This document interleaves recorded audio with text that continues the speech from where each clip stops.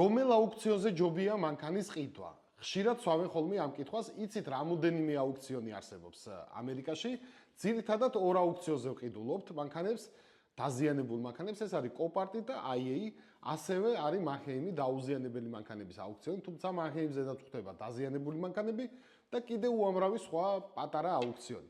მესე ვერ გეტყვით, რომელ აუქციონზე ჯობია მანქანის ყიდვა, ეს დამოკიდებულია რა მანქანა გინდათ რომ იყიდოთ. დაზიანებული, დაუზიანებელი, ბიუჯეტური, არაბიუჯეტური და ასე შემდეგ. კარგი მანქანები არის როგორც Copart-ზე, ასევე IA-ზე, ასევე Manheim-ზე და ასევე სხვა აუქციონებზე. ასე რომ კონკრეტულად რა მანქანაზეა საუბარი, იმის მიხედვით უნდა გადაწყვიტოთ თუ რომელ აუქციონზე იყიდით მანქანას. ზოგადად, ყველაზე მეტი არჩევანი, ყველაზე მეტი რაოდენობა, უпростоრად მანქანების არის Copart-ზე, შემდეგი არის IA და ეს ორი არის ყველაზე მთავარი აუქციონი, ყველაზე დიდი აუქციონი და ყველაზე მეტ მანქანებს სტატისტიკურად ყიდულობთ ჩვენ ამ ორ აუქციონზე, იმიტომ რომ არჩევანი იქ უფრო დიდია. ასევე Copart-მაც დაამატა ეხლა და IA-ის ადრე ქონდა, აქ 360 გრადუსით მანქანის დათვალიერება, ფოტო, ასევე ძრავის ვიდეო, რომელიც კიდევ უფრო დამატებით ინფორმაციას გვაძლევს მანქანაზე.